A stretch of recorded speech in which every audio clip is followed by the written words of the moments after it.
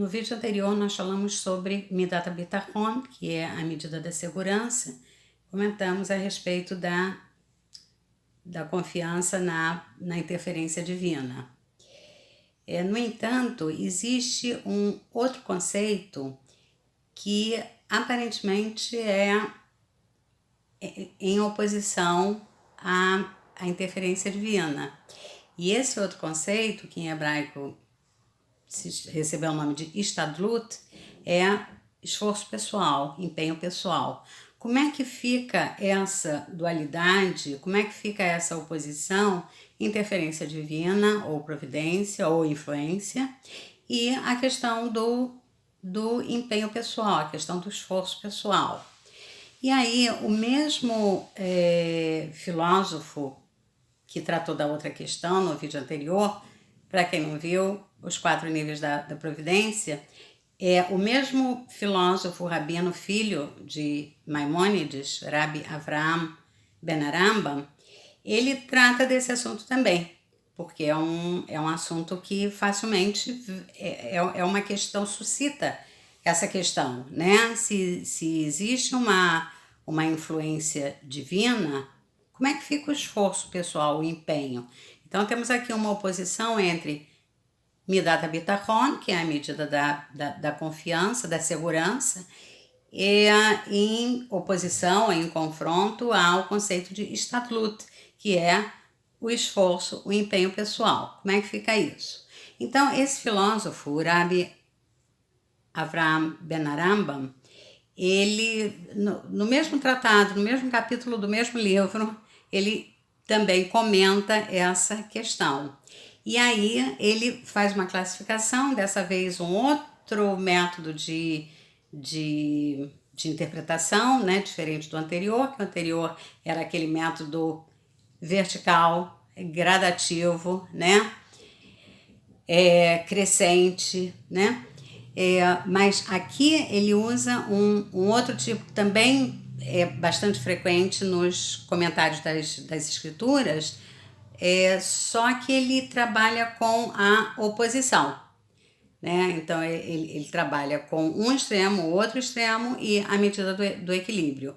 Alguma coisa parecida com o conceito da árvore da vida, com o lado positivo, quer dizer, um lado positivo, um lado negativo e a medida do equilíbrio. Positivo e negativo não são os nomes mais apropriados, que poderia ser o lado ativo, o lado passivo e a medida do equilíbrio, que é o caminho do meio, o caminho do equilíbrio. Então, então ele classifica em 3, né? Ele classifica em 3 possibilidades, né? Essa atuação conjunta ou não conjunta entre esses dois conceitos, o conceito de influência divina e o conceito de esforço pessoal. Como é que fica isso? Então ele fala de 3 possibilidades. Olha, esse filósofo é do século XII, tá? Final do século XII, início do século XIII. Atuou aparentemente no Egito, né? Ele nasceu no Egito, perto do Cairo. Então, só localizando no tempo, né? Esse comentário, essa filosofia. Muito bem, então quais são os 3, né? Quais são as 3 possibilidades de lidar com essa aparente oposição? Então, num extremo, nós temos um nível de submissão total, né, à interferência divina. Essa é uma possibilidade. Essa sem o empenho pessoal, sem o esforço pessoal. Só que esse nível em um extremo, né, ele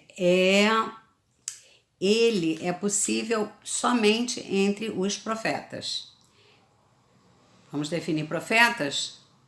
Os profetas bíblicos, né? Os profetas esses que deixaram os registros, os profetas das escrituras. Então, os profetas bíblicos, eles como que abandonaram, né, a sua própria vida, a sua vida particular, e entraram a serviço, né? E se disponibilizaram por um chamado, ou por uma visão, ou por um sonho, ou por algum tipo de contato, se disponibilizaram completamente a esse tipo de desejo divino, né? Interferência divina, e num abandono do empenho pessoal na sua própria vida.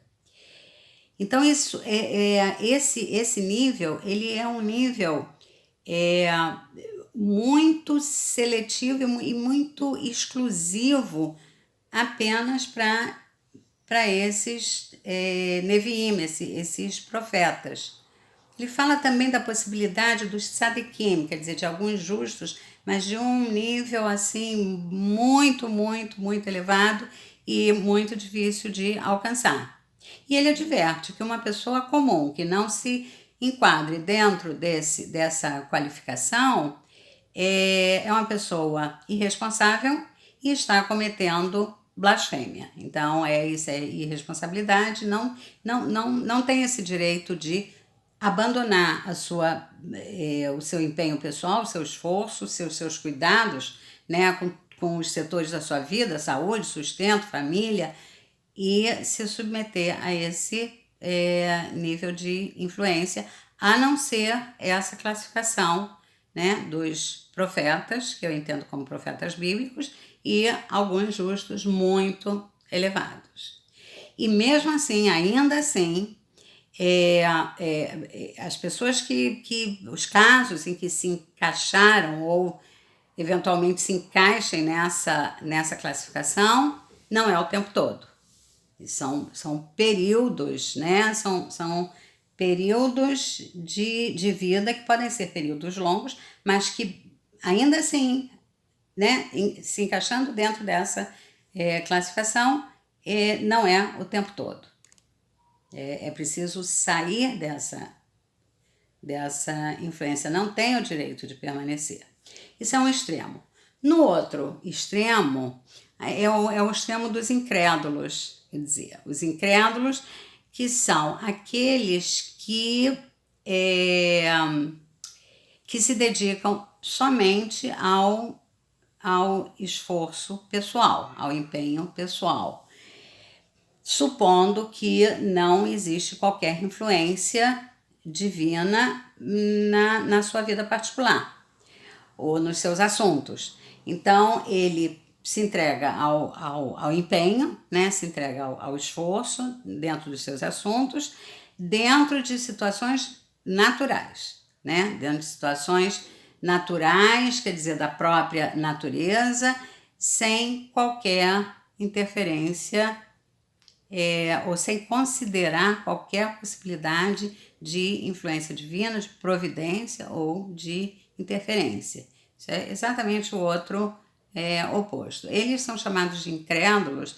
Agora, o filósofo, né, o Rabbi Avraham Ben Rambam, ele fala de dois tipos. Tem dois tipos de incrédulos que se encaixam nesse caso, até para justificar que incrédulo não é sinônimo de ateu. Pode ser, mas pode não ser. Então, esses dois tipos são os incrédulos revelados e os incrédulos ocultos. Os incrédulos revelados, eles simplesmente tratam dos assuntos naturais, né? As relações humanas, as relações circunstanciais, o homem em relação ao seu semelhante, o homem em relação às suas circunstâncias, sem ter essa fé ou essa confiança de que existe, não considera que exista. E o incrédulo oculto é aquele que reconhece que existe, né, uma força suprema, um Deus supremo, uma influência suprema, que essa influência quer dizer que Deus tenha de fato esse poder de curar, de prover, de promover ou não, né? A pessoa acredita que sim, mas que não influencia nos seus assuntos. Então, seria o tipo, quer dizer, ele tem a fé, de alguma maneira, acredita nesse poder, mas não em si mesmo. Tipo a pessoa que diz se Deus quiser, né? Se Deus quiser, mas falando se Deus quiser, mecanicamente, como um uso corriqueiro, como até nós costumamos falar, né? Então, só para classificar esses dois tipos de incrédulo também, para não confundir com ateu, né? Então, seria a negação de que, que exista influência divina dentro do mérito dele, ou da cura dele, ou do demérito, ou da doença, que tem uma influência externa, né? Mesmo acreditando que exista um Deus Supremo que com todos esses atributos.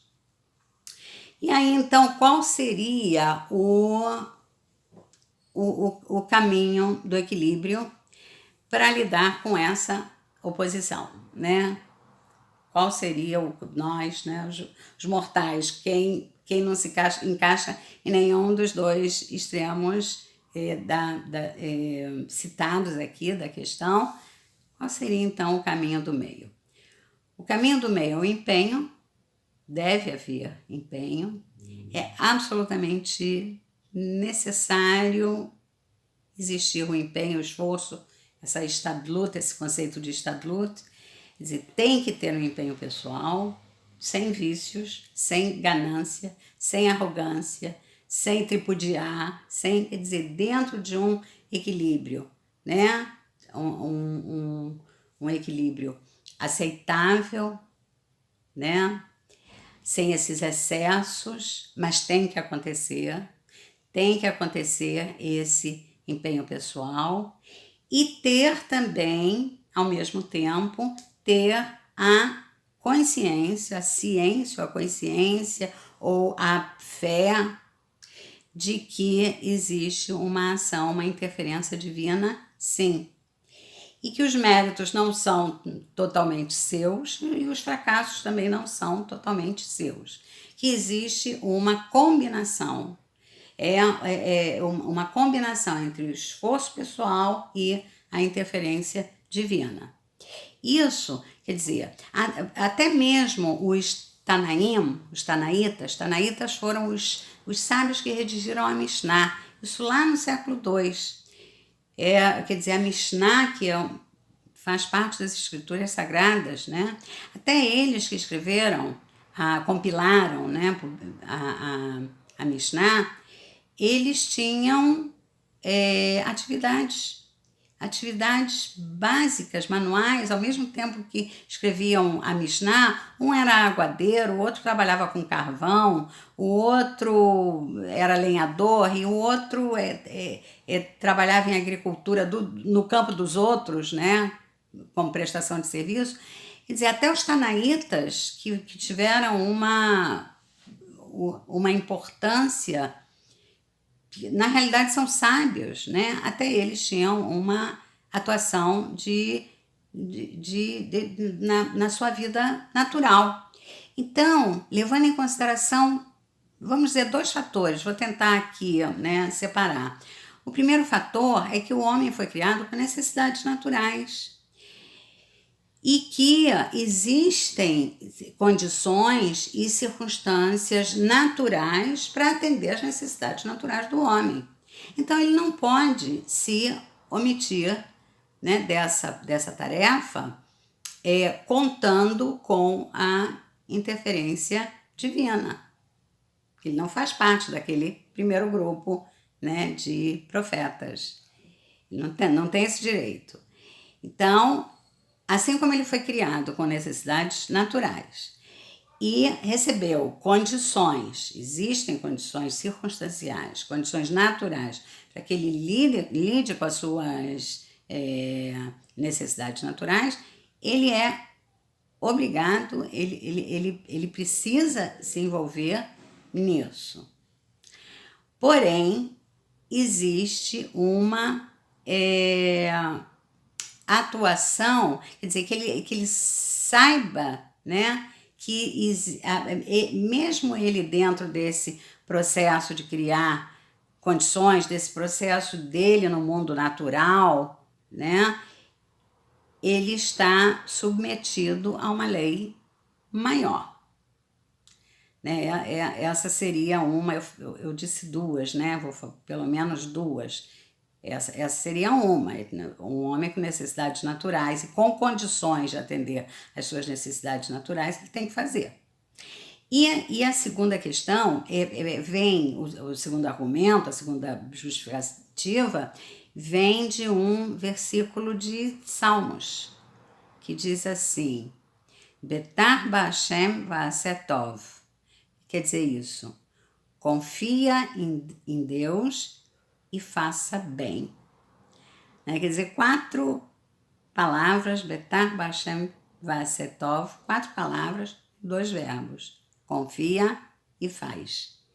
E daí nós depreendemos, né, que não estamos liberados de atuar, isso até mais tarde, isso é assunto para outro vídeo, mais tarde isso foi chamado de Tikkun Olam, né? Essa estadlut, essa corrida atrás das próprias necessidades, e não só das necessidades individuais, mas das necessidades coletivas, das necessidades sociais, isso mais tarde foi chamado de interpretado como Tikkun Olam, lá depois do Zohar, depois da influência da Kabbalah, que vai ser assunto de um outro vídeo.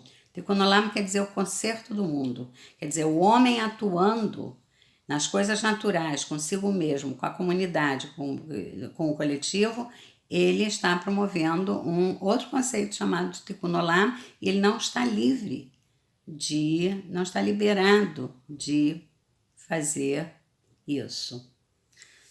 Um comentário final para pensar, né? Estamos aí refletindo e vamos dar seguimento nos próximos vídeos. Muito obrigada, até a próxima.